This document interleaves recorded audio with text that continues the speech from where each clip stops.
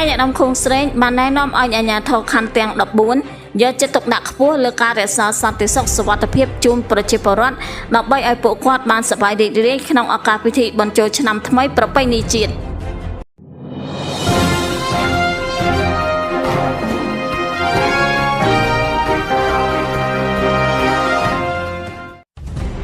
ឯកឧត្តមខុងស្រេងអភិបាលរាជធានីភ្នំពេញនិងជាប្រធានគណៈបញ្ជាការឯកភាពរដ្ឋបាលរាជធានីបានណែនាំឲ្យអាជ្ញាធរខណ្ឌទាំង14និងកងកម្លាំងមានសមត្ថកិច្ចទាំងអស់យកចិត្តទុកដាក់ខ្ពស់លើការរក្សាសន្តិសុខសុវត្ថិភាពជូនប្រជាពលរដ្ឋដើម្បីឲ្យពួកគាត់បានសប្បាយរីករាយក្នុងឱកាសពិធីបុណ្យចូលឆ្នាំថ្មីប្រពៃណីជាតិឆ្នាំមមីអត្តស័កពុទ្ធសករាជ2550ឆ្នាំ2026នេះគឺមិនមែនតែនៅទីតាំងនគរសង្ក្រាន្ត6ទីតាំងដែលរៀបចំឡើងដោយសហភាពសហព័ន្ធយុវជនកម្ពុជាសសយក សហការជាមួយរដ្ឋបាលរាជធានីភ្នំពេញការណែនាំរបស់ឯកឧត្តមខុងស្រេងបានធ្វើឡើងនៅរសៀលថ្ងៃទី6ខែមេសាឆ្នាំ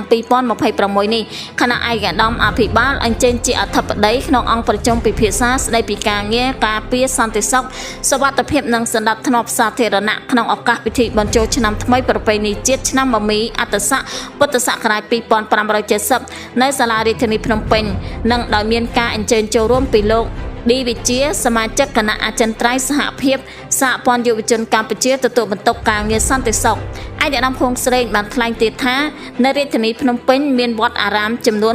151វត្តប្រជាពលរដ្ឋក្រៅពីមកលេងកម្សាន្តនៅរមណីយដ្ឋានវប្បធម៌ប្រវត្តិសាស្ត្រវត្តភ្នំនិងតំបន់សប្បាយភាព5ទីតាំងទៀតដែលរៀបចំឡើងដោយសសយក សហការជាមួយរដ្ឋបាលរាជធានីភ្នំពេញហើយនោះពួកគាត់អាចដើរលេងកម្សាន្តនៅតាមបណ្ដោយវត្តអារាមទាំងនេះឬនៅកន្លែងសប្បាយភាពផ្សេងទៀតដូច្នេះសូមអាជ្ញាធរខណ្ឌទាំង14និងកងកម្លាំងមានសមត្ថកិច្ចទាំងអស់យកចិត្តទុកដាក់ឲ្យបានខ្ពស់លើការរក្សាសន្តិសុខសុវត្ថិភាពជូនប្រជាពលរដ្ឋដើម្បីឲ្យពួកគាត់បានសប្បាយរីករាយក្នុងឱកាសពិធីបុណ្យចូលឆ្នាំថ្មីប្រពៃណីជាតិមិនថានៅទីតាំងនគរសង្ក្រាន្តឬទីតាំងសប្បាយភាពផ្សេងៗទៀតឡើយក្រៅពីការងាររក្សាសន្តិសុខសុវត្ថិភាពជូនប្រជាពលរដ្ឋក្នុងឱកាសពិធីបុណ្យចូលឆ្នាំថ្មីហើយយើងក៏មិនភ្លេចបោសសម្អាតបទល្មើសឆបោកតាមប្រព័ន្ធបច្ចេកវិទ្យា online scam ដែរក្រៅពីការងាររក្សាសន្តិសុខសុវត្ថិភាពជូនប្រជាពលរដ្ឋហើយឯកឧត្តមខុងស្រេងក៏បានណែនាំឲ្យអាជ្ញាធរផ្សព្វផ្សាយណែនាំដល់ក្រុមហ៊ុនឯកជននានាតាមភោជនីយដ្ឋាននិងស្ថាប័នពាក់ព័ន្ធរៀបចំតុបតែងលម្អភ្លើងពណ៌តុងជ្វាលាហើយតាមផ្ទះប្រជាពលរដ្ឋត្រូវដាក់តុងគ្រប់ផ្ទះដើម្បីទទួលទេវតាឆ្នាំថ្មីមន្ទីរសាធារណការបូមលូការបំបត្តិក្លិនស្អុយនិងសហគ្រាសសំណល់រឹងកិត្តគូពីការប្រមូលសម្រាមនៅទីតាំងសប្បាយភាពទាំងអស់នេះជាពិសេសធុងសម្រាមកុំឲ្យហៀធ្លាក់មកផងដែរក្នុងនោះដែរអាជ្ញាធរខណ្ឌត្រូវណែនាំប្រជាពលរដ្ឋមុនចេញពីផ្ទះត្រូវពន្លត់ភ្លើងទៀនធូបបិទភ្លើងដើម្បីទប់ស្កាត់គ្រោះថ្នាក់អគ្គិភ័យជាយថាហេតុគួរបញ្ជាក់ថាតាមសេចក្តីជូនដំណឹងរបស់រដ្ឋបាលរាជធានីភ្នំពេញដើម្បីចូលរួមអបអរសាទរក្នុងឱកាសពិធីបុណ្យចូលឆ្នាំថ្មីប្រពៃណីជាតិឆ្នាំមមីអត្តស័កពុទ្ធសករាជ2570គ្រិស្តសករាជ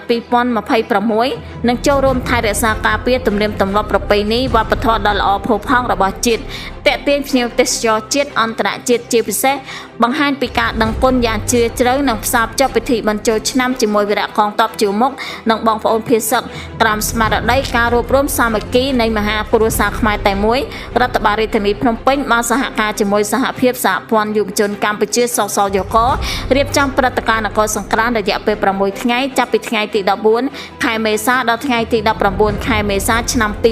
2026នៅរមណីយដ្ឋានវប្បធម៌ប្រវត្តិសាស្ត្រវត្តភ្នំតំបន់ជុំវិញវត្តភ្នំបរិវេណសួនច្បារវឌ្ឍនៈសួនច្បារអតីតទីលានប្រជាធិបតេយ្យពាននៀកភ្លោះរមណីយដ្ឋានវត្តភ្នំរហូតដល់ផ្សាររាត្រីផ្លូវថ្មើរជើងចាក់ទៅមុខរាជធានីភ្នំពេញ Walk Street និងកម្មវិធីអមនៅបរិវេណ Basa Lane និងផ្លូវ155បរិវេណផ្សារទទំពូងព្រឹត្តិការណ៍នគរសង្ក្រាន្តមានការរៀបចំកម្មវិធីប្រពៃណីសាសនានិងកម្មវិធីមួយចំនួនដូចជាពិធីទទួលទេវតាឆ្នាំថ្មី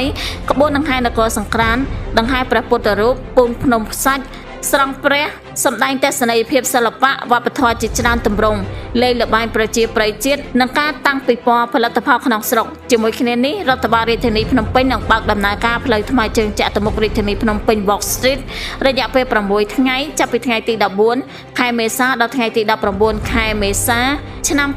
2026ផងដែរ ជាមួយគ្នានេះរដ្ឋបាលរាជធានីភ្នំពេញបានអំពាវនាវដល់បងប្អូនប្រជាពលរដ្ឋពីគ្រប់មជ្ឈដ្ឋានសូមអញ្ជើញមកចូលរួមទស្សនាកម្សាន្តក្នុងព្រឹត្តិការណ៍នគរសង្ក្រាន្តនៅតាមទីតាំងខាងលើឲ្យបានច្រើនកកកក្រោមម្លប់សន្តិភាពដ៏ត្រជាក់ត្រជុំនិងក្រោមស្មារតីសាមគ្គីភាពឯកភាពនិងភាពធន់